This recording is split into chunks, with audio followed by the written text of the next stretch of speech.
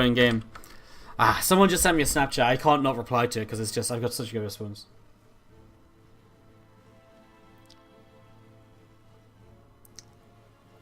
I can't get a good face though.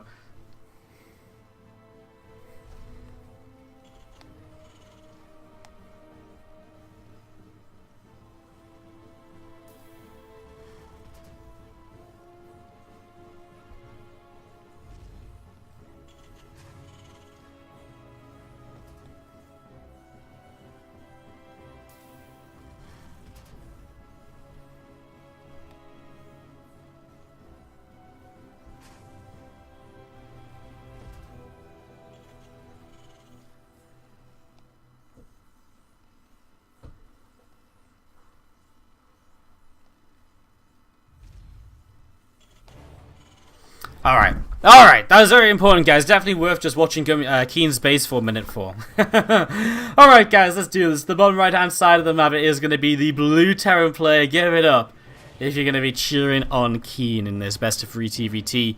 He's down a match in this series, in this tournament, in this group, I should say, compared to his opponent who's up a match. It is GuMiho, the red Terran player.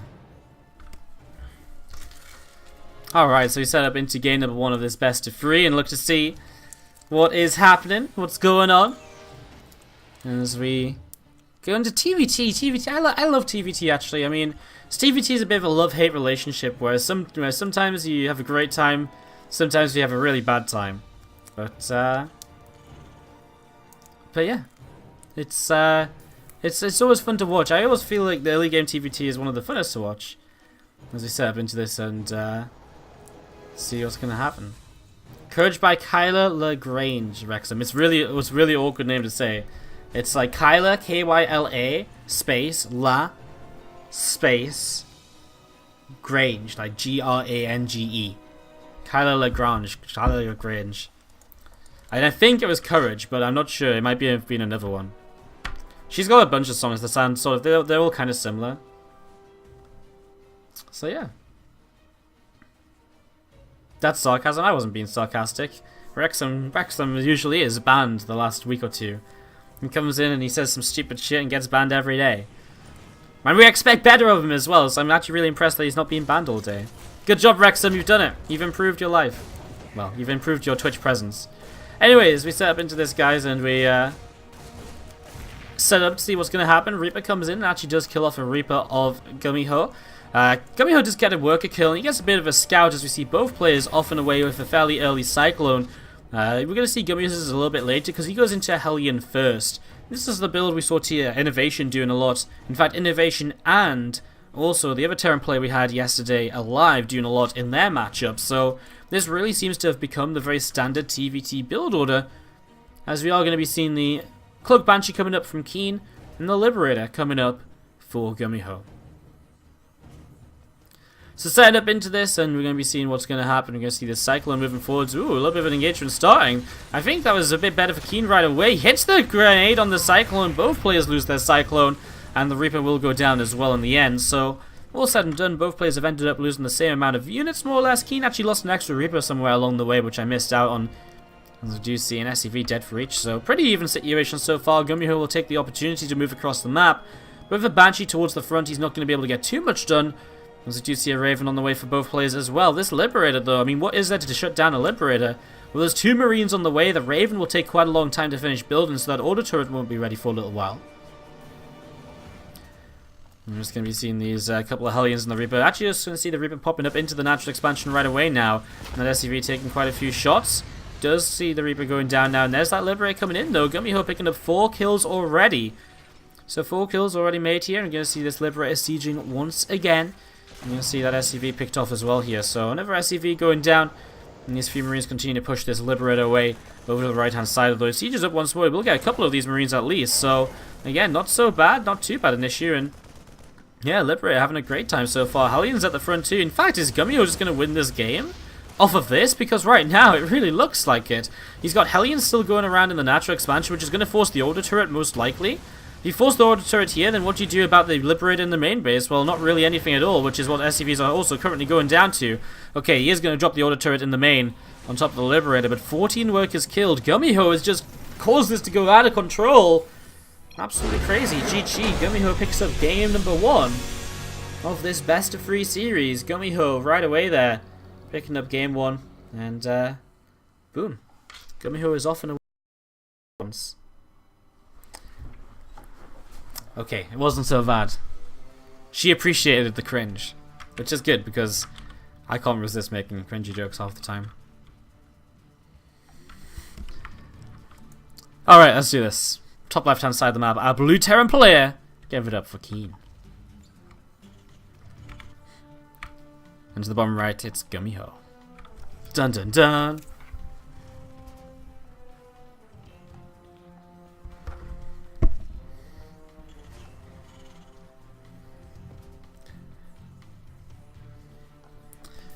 And to set up into game number 2 of this series then. Gas first from both to kick us off and away into Abyssal Reef. I love this map. Absolutely love it. I don't know what you guys think. I mean, I've said this a few times, but why not say it again? I love it! It's so cool, it's so awesome. And especially for TvT. Obviously, Doom drops are kind of a thing, but you can shut them down a little bit more easily because you have your third base in front of your main in a lot of ways, and your natural in front of your main.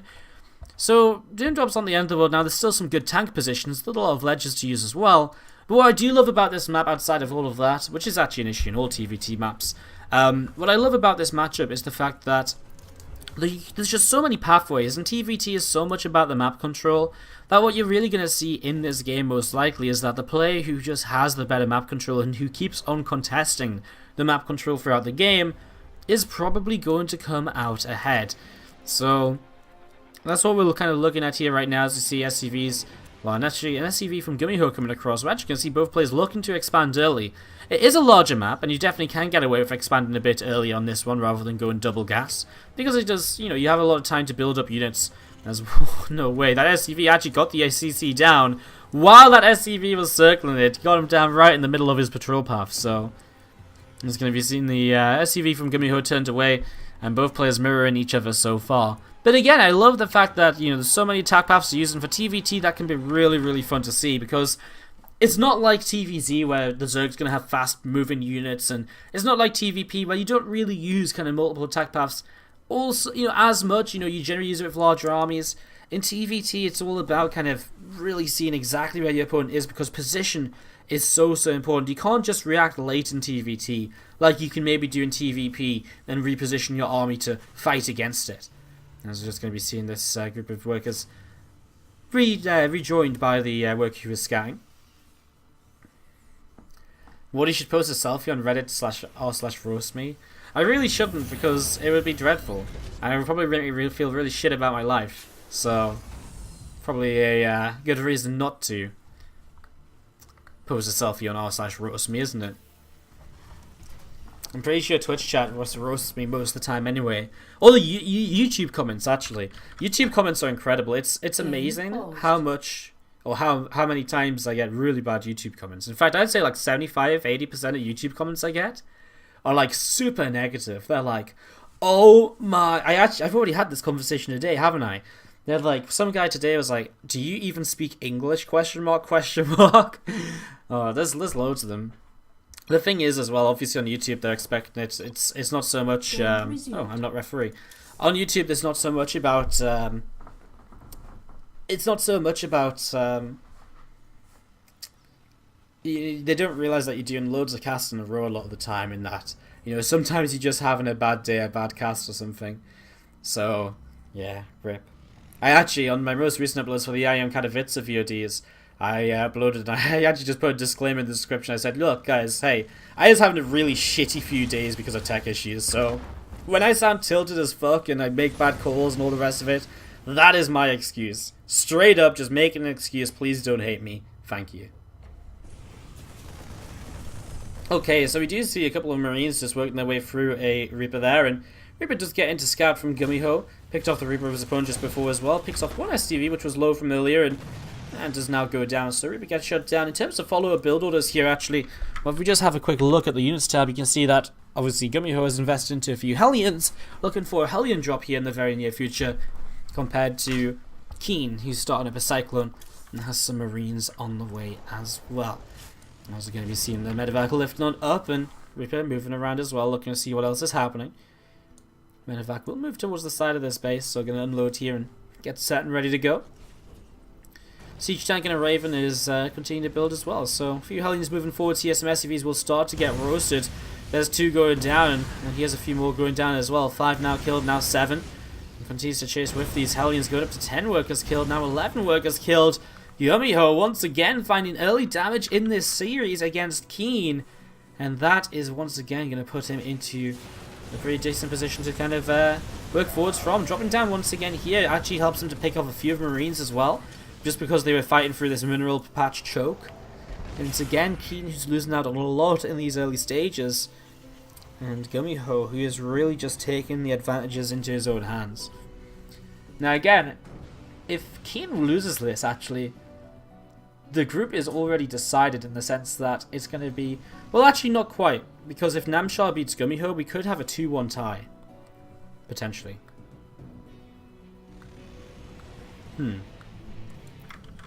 Yeah, we could actually. So it's not over if KeeN loses this series. We could still see Namshar advance through the group, which would be a big surprise, I guess, to some extent.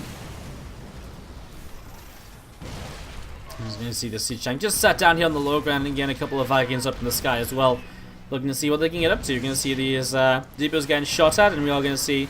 Actually, the Viking count here is good from GuMiho, so his follow-up attack right now is working out. The Raven doesn't really have the energy to drop down anything useful, so no auto turret coming in, although we are going to see high ground vision going to be lost here right now for GuMiho, as actually, well, not high ground vision, but he does lose the Viking.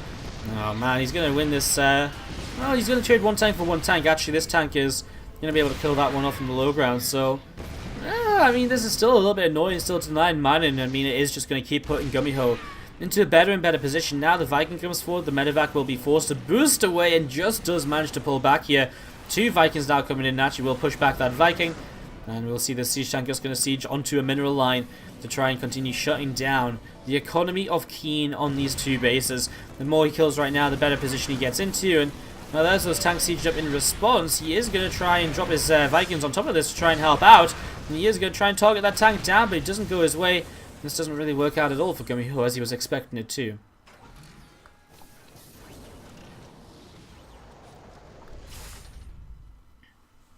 Simpak is on the way up from both players. You're going to see the +1/+1 upgrades from GuMiho as well coming down. You're going to see 5 racks in total coming up in the main base. You're going to see 2 more Vikings being made out of the starport, a Siege Tank about to pop as well. And SCV just moving out into the center of the map. So SCV moves out into the center of the map, a few Marines working their way through these unbuildable rocks, and those rocks do go down, scan up into the main base. You're going to see that stim pack about halfway done right now. You're going to see more Marines continue to pour out as well. So as more Marines pour out, we'll see an engineering bay finishing up in the main base. You can see that SCV from GuMiho coming over to the left hand side, and still GuMiho just leading in this TvT game number 2. He wins this, of course he wins the series, and he will put himself in a good position to move through this group. And again, it will come down to that Namshar series, which is left to play as well. We do have 2 series left after this, 2 TVZs, Namshar GuMiho and Namshar KeeN. We should end up playing all of those no matter what, because there is a difference between 3rd and 4th place in the group in the form of a few OSC points. So we will play the rest of these matches no matter what, as an SCV does get taken down by this Marine. And, well, the Siege Tank just continue to build up from GuMiho in the main base. Vikings, a lot of them currently over to the right-hand side, and they're continuing to look around to see where else they can go as well. A lot of Vikings joined up right here as another Siege Tank from GuMiho pushing forwards, and you'll see that +2/+2 starting up from GuMiho as well in the main base. +1 about halfway done from KeeN. Combat shields starting up as well. I mean, that's the thing, like, we're talking about +1 halfway done for KeeN, and GuMiho is starting +2/+2. Just another way to see how far ahead GuMiho is right now from the early damage. And you look at everything involved, 70 SCVs to 47. Yes, the army supplies are kind of even, but again, that's where the upgrades come into play and help to push that back. And as we're going to be seeing 3 more barracks coming in for GuMiho in the main base. Medevac lifts up 8 Marines and is going to move out onto the map. Going to start moving through the south side over to the far left, see what he can get up to there. 2 Medevacs loading up from KeeN, and then going to start heading out over to the right hand side as well a little bit. So Medevac's all over the place at the moment as we see more units just gathering up together. KeeN looking to see what he can do. A couple of Marines going to start going down, and, well, more units from GuMiho setting up as well. Just getting ready to defend for, because for GuMiho, defense is going to be basically all he needs to do. We actually see this Medevac unloading over here just gets spotted, which means that KeeN has to start responding. Last thing he wants is to lose his third base so early on, so just waiting to see how this goes from here. Still KeeN just moving around in the center of the map, and GuMiho, now that he's got extra production up, now he's really starting to take a supply lead, Missing combat shields is probably the only thing he's really actually missing out right now, and that's a bit of a mistake from GuMiho, as KeeN is going to try and just bypass the army. He's just going to go for a bit of a base trade. GuMiho's going to turn around instantly to try and fight this. He does have the upgrade, the lead, just about fighting against these Marines to the right-hand side. These tanks sieged up over here, but GuMiho threatening to turn around does force KeeN to siege and stops him moving forwards. Now, though, GuMiho does just decide to go across the map, but did he wait a bit too long? Well, probably not. I mean, there's still plenty here. As actually, though, KeeN looks though he might just try and surround this army on two fronts. Already picking off a few Marines. GuMiho has a lot of Vikings in tow as well. These rocks over here never got taken down. So actually, this army of KeeN still kind of stuck away from the third base. Scanning again. GuMiho trying to figure out if he can push into this position. Probably not. Well, he's going to try to. I was going to say probably not because, I mean, he's got just so many, he's only got so many Vikings and that's not much of a ground army. But actually, I guess considering he has 2-2 against +1, it does help out quite a lot. Medevac's getting shot down as well. Tanks will still hold that position. KeeN will engage in from two different angles to try and make the most of it, try and clean this up to some extent. Vikings in the sky are still going to sit here. Looks like they'll start moving away down the south side and they'll pick up a couple Medevacs as they go. But GuMiho, well, the fact he knows that this entire army of KeeN is now over here, he can just stim up into the natural expansion. And he's just going to go straight up there right now. Here we go as GuMiho stims up in towards the natural. I mean, what do you do as KeeN? You continue to lose this fight with so many units over here. And that's going to be GG. KeeN gets 2-0'd by GuMiho in this TvT of the day. And that's going to be GuMiho advancing on through this match to now be 2-0 in the group. If he beats Namshar 3